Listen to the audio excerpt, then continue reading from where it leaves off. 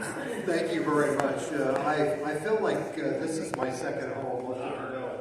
I moved here in 1998 and became a resident deputy out in Clark Fork, and that was kind of my home. I raised my kids out there and eventually moved to Hope and have lived in that part of the county. But I've kind of adopted as my second home. And you've seen, hopefully you can testify and say you've seen a drastic change in the type of calls for service and the quality of service that you've received here in the last 15 years. And I'm very proud of the building blocks that I developed when I first took office, and we were able to just increase the quality and the quantity of service and training. We just have a group of men and women that serve both in detention and in the staff of work and here out in your community that are very conscious and caring about you and your safety and how they preserve the way of life that all of us enjoy because we moved to North Idaho. I am very proud of every person that works for me and serves at your pleasure. And I just mentioned that I serve at your pleasure also, and want to mention that there will be an election on May 21st, and my name will be on it. And I do hope that you do vote for me and to help me keep doing what I'm doing and keeping this community safe. I do have some signs over there if you're interested. I have some cards over there at my table that point out my website, which is it's Wheeler4Sheriff.com. Thank you. Anybody know what their phone number is without yeah, it's Wheeler4Sheriff.com. So anyway, thank you for that. Let me help him a little bit. It's the number 4, don't spell it out. Yes. So last name Wheeler, number 4, Sheriff.com. So I've been in law enforcement for 38 years. I've been serving as your sheriff for the last 15 years.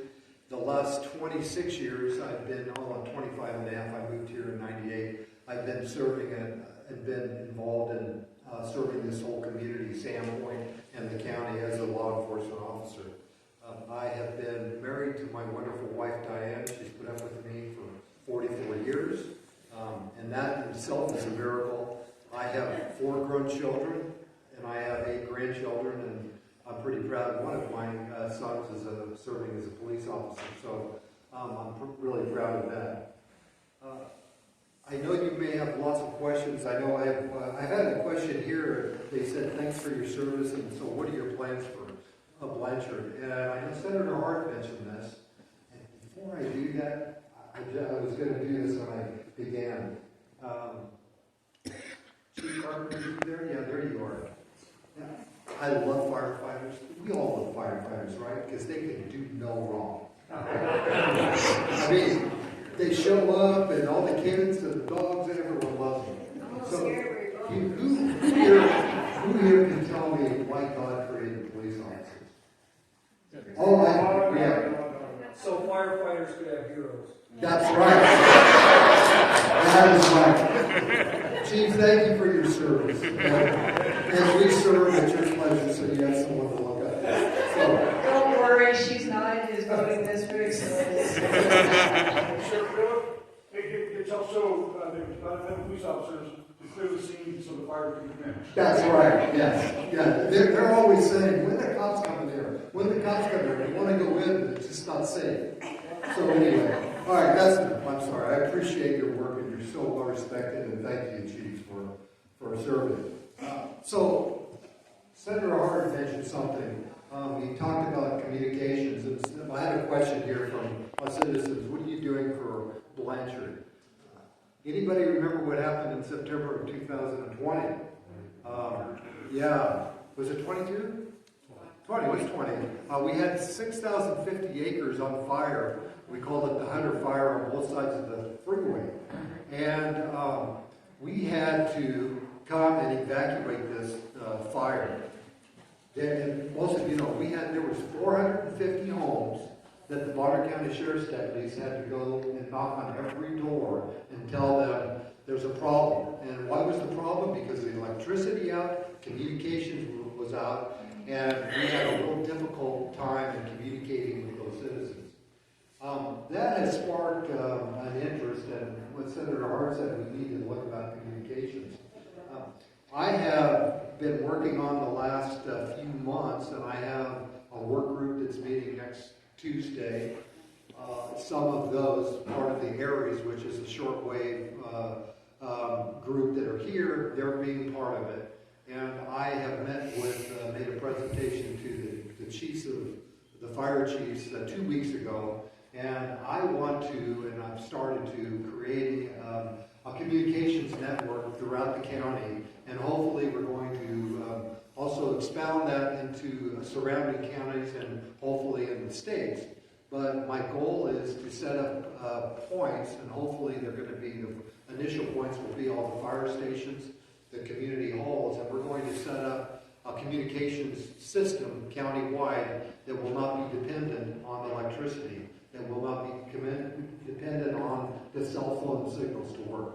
And my goal is to have technical ham radios, officers that can respond to different locations throughout the county, and Blanchard here, and this, I anticipate, this is one of the spots for Blanchard, so that if there are all communications are lost, then you in this community can drive down to this place, and someone will be here communicating with our dispatch and saying, I need a police officer at my place because I'm having a problem, or there's a fire, or there's a car wreck, or someone needs medical assistance, and that you can go and drive to those designated areas, and we will be in communication with you.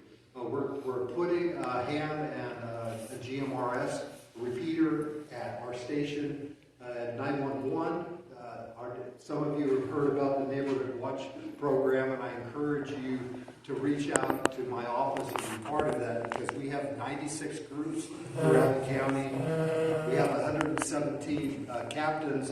We have right now we have a total of almost 2,200 people that are involved in that. Well, the Neighborhood Watch group has worked with the Schweitzer fire chief, and they have a GMRS repeater up there that reaches that part of the county and also into here. And what my goal is for us to be able to communicate. So if we have a fire like the Hunter fire, we're going to have that network set up.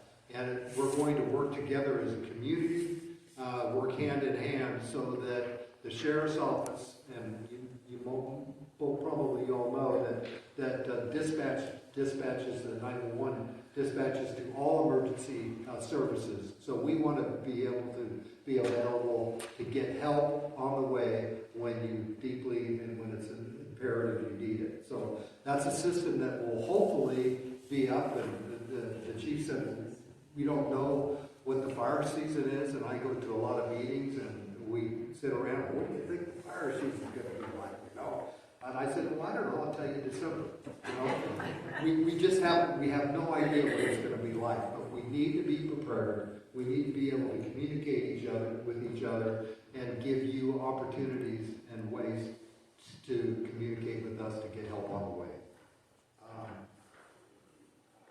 And I know the prosecutor, I have another question for the sheriff. Could you speak to current crime and increase primary areas? You would be shocked of what fentanyl is doing to our community. We are not seeing the influx of those kind of problems that you're seeing in Spokane or even Kootenai County. Just about a month and a half ago, in Blanchard, we had a deputy respond to an overdose, and that deputy had to administer naloxone, which brings that person out of that state of almost death. And that was the third time that he administered to that woman, personally doing it. So how about we talk to the community then about how they can get Narcan to help? Yeah, well, I can tell you how we can address Narcan. So we are seeing this epidemic hit the schools, hit the kids, hit everything. And I do community presentations on fentanyl, Narcan, what's happening on the southern border. So if you have a group that you would like to hear that, I'd be glad to talk to you and make that presentation available. Just really quickly, if you have a fentanyl pill and you have 7 pills on the ground, on the table right there, 7 out of the 10 are going to be you're going to overdose and die from it. So this is something that needs to be spread wide and far, and you need to be prepared. And as Asia said, I'm encouraging that Narcan be part of your emergency first aid kit, because you never know when you're going to have a family member, a grandchild, a child's friend. You're going to be at some place where you're going to be exposed to that, and you will need it, and it'll be life and death situation. So there are resources in this county, there are resources in another county to get it very cheap. Because of the efforts at the state legislature, Narcan is no longer restricted by prescription only. You can go in and get it. There, in some of the counties, we actually have vending machines where you can go and actually get it for free. Without just vending, when I say vending machines, you don't have to put the money in. You just have to go and dispense it, and you can take it. We're seeing that Narcan right now is being purchased by those that are using this opiate, and we're going to these homes where people are overdosing, and we're seeing boxes, in used boxes of Narcan in the house all over, because they know the danger of using fentanyl and the overdose crisis.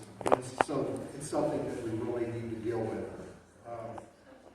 I don't know, you probably have 1 or 2 questions for me, but I am certified. I can make an arrest. I can make a probable cause arrest. That's something that a private citizen can't do because they're not a police officer.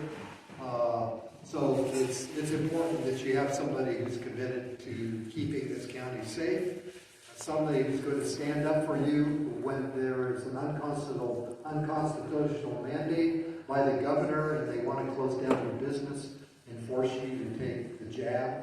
That I have, and I will continue to stand up for your constitutional rights. And when somebody violates the Constitution, it's my job as a lower magistrate to interpose on your behalf. And when I recognize that that's happening, I will, and just as I have in the past, stand up and say to federal agency, state agency, whoever it is, no, you do not have a constitutional right that violates yours. And myself and my deputies will stand and make sure that you're safe here, at least in Bonner County.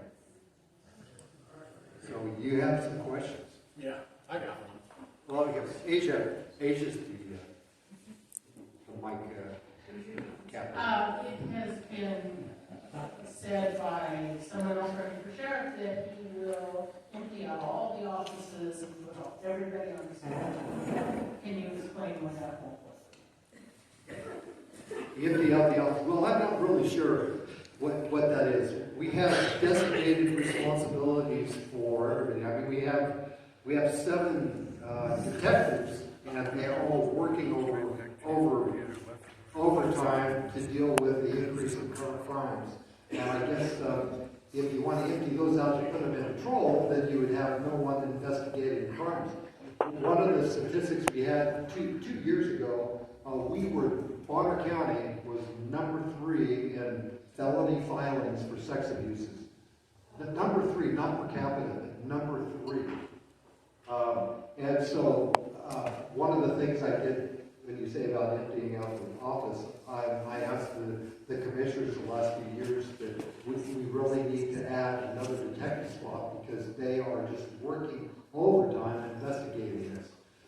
From that year to the next year, we had a 27% increase, and I just did the statistics from last year, from 2022 to 23, and from that year, we've had a 37% increase in sex offenses in the county. It takes a lot of time.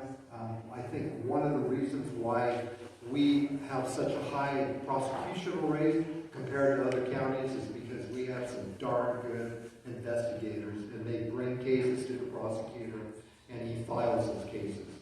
because we care about those kids.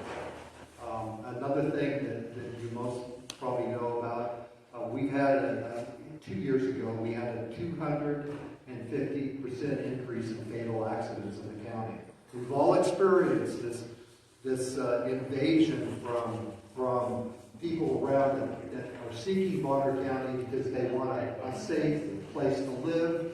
They want to be free to exercise their faith and exercise what they want is important to them to make their own decision. And last year wasn't as bad, but I really would like to add another position in the patrol division where they're just responding to areas where they're seeing an increase in traffic congestion, in traffic citations and traffic accidents, so that we can really highlight and look at those areas and keep those statistics, especially fatal accidents, down and reduce those types. So I don't know if I answered your question, but we don't have a whole bunch of people just sitting around doing nothing. They're all busy doing their job to keep this county safe. All right, Bill. Okay. If you're not a certified law enforcement officer, how can you instruct your deputies as a managerial position if you don't know what the laws are? And number two, when their jail is full, put them in tents like Ohio does. So let me make his question broader so that we don't get repeats on the topic. Because I think what he's trying to say is, what is the difference structurally between a person with a background in law enforcement and how that would be conducted versus a person that has no background in law enforcement? And are there limitations in character in trying to attempt that? Because statutorily, anyone can run. Yeah. Right. Is that better? So statutorily, actually, somebody been around, the second term that I ran, I had the bodyguard for Butler, who was a white supremacist and a convicted felon, ran against me for sheriff. And there's nothing in the state constitution that would deny him that opportunity. Of course, he didn't win, because I'm still here, but still, it's kind of frightening. You want to answer that? I think that may have been a rhetorical question, but I think what you're saying is that hopefully, as sheriff, you want somebody who's been in the business for 38 years, and I can tell you, there's a ton of retired police officers in here. I just see them, but you're not coaching a soccer team and ask for the basketball coach to come in. That's what I'm getting Okay, at. so I'm just going to tell you, you want somebody who's certified, who has the experience, who knows how to manage critical incidents, who knows how to deal, who's been in the business and knows when it's you have probable cause to arrest somebody and not. You need to have somebody who has been following the case law, all the changes in the legislature, and know how to encourage those employees and those deputies. So, yes, I agree with your question. Right, we have a question over here. How do you feel about the increased number of panhandlers that we're seeing in the area that seem to be coming from other areas? I'm noticing that there's a lot of them cropping up. Well, there are. I mean, I've seen them in Sandpoint, but I guess I don't think you're going to get away from it. But I have not. They're not committing crimes, and that's what I say. I mean, we contact them. We try to encourage them to the kind of resources that they have. I know there's more resources in Sandpoint than there are here in unincorporated counties, but they're on hard luck. A lot of them are veterans and they need our help. And I just try to be compassionate and try to direct them in the kind of resources that they can get to better their life if they're willing to do that. I'm a ham radio operator, and you're talking about developing a radio system. Have you thought about getting your own channels, either on ham and or TMRS that is actually monitored through your office? And can you make them simple, because a lot of people have valve phase, et cetera, that are not yet, they don't understand repeaters and the whole process, so it's sort of simplex in other simple ways. So yeah, so this is the whole purpose of this group that's going to be meeting next week. These are the professionals. I right now are going through a technical radio class to get my license. We actually have, in dispatch, we have 4 that are certified technicians in hand. We have 2 of our IT people. So we have 9 from our office right now that are going through the certification. I want to come and present myself as your sheriff and try and talk with some semblance of knowledge to this. And so I took it on myself to get my license so that I can enter in these kind of conversations. But we are going to set this system up to the point where it's going to be, and I told the people that I've been meeting with, we need the kids, we have to keep it simple, Susan. We need to make it so it's not complicated, and we're determining right now, we're going to probably need a GMRS system, because you as a family can spend $35 and get a system and use those channels that are available to you, or we can go and we're going to also use the more advanced operators that have the technical license where they can if they've got to skip the signal, if they've got to talk to other resources outside, they can do that, because if you're just using the GMRS and you have a family, I mean, you're just a point-to-point contact on your availability. And developing a mesh network. There's so many things that have to be settled and be part of our policy and procedure. And then the biggest is really dependent on you getting the word out and find out when that time comes. We do have an emergency. We don't want you to think, gosh, you know, I heard Sheriff Wheeler talk about that Blanchard, and there was going to be some kind of community. We want people to be ready at the time when you need to be ready, and not pull out a radio and try and figure out how to use it. So there's going to be a lot of education, a lot of work on this, but it's really important, because it's not if it happens, but when it happens, that we can be able to communicate with each other as a community, and also to your law enforcement partners to make sure resources are dispatched in place. Okay, we got one last question for Sheriff, and then we actually are going to go to our Blanchard area radio group that can kind of provide more information. Anyone else have a question for Sheriff? I was not rhetorical, I was serious. Put 'em in tense. No, I know you were serious. Why not? The Constitution comes into play as well. Go ahead. I always have a question. I'd like to know more about the situation at the jail and whether or not we have plans on building a larger one. That is something that we need to do, and I guess I've gotten to the point where I'm not getting any communications with the commissioners on trying to solve this problem. We had Some of the commission. what? I said some of the. Yeah, some of the commissioners. Not Asia, but you know, there was a workshop done in 2019 where it was identified the deficiencies in the jail, and it's now it's 26, almost 27 years old. It's dilapidating. There's just a lot of things that have to be done. We have, because of Kootenai County building another 189 cells and expanding their jail, we were making normally up until about 2 years ago about $1 million in revenue from U.S. Marshals, and that's dwindled down to now it's about 35 or 40,000, maybe 50, because we're only housing 2 weeks ago, a week ago, it was like 5 federal inmates. So the population that is represented in our jail are the people that live here. And when the jail was built in '98, it opened up. The Sheriff Savage made a presentation and said, hey, it's a 124-bed facility. At that point, they were 140. The population goes up and down, and as the prosecutor said, you know, now we're trying to find ways to get these people in and out.